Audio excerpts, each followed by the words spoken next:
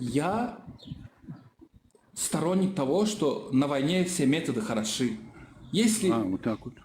твой враг... То есть обнаружить все свои схроны, как говорится, выявить все свои явки и пароли, всех свои связи, это, по-твоему, эта тактика не такая прям гениальная, да? Ну, это, конечно, да, блядь, это похвально. Если вы играете в шахматы, то вы должны это понимать, то, что иногда ты жертвуешь пешкой, чтобы взять коня, к примеру.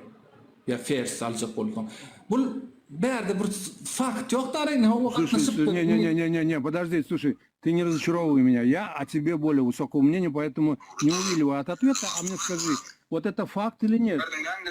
Это является для тебя или фактом или нет?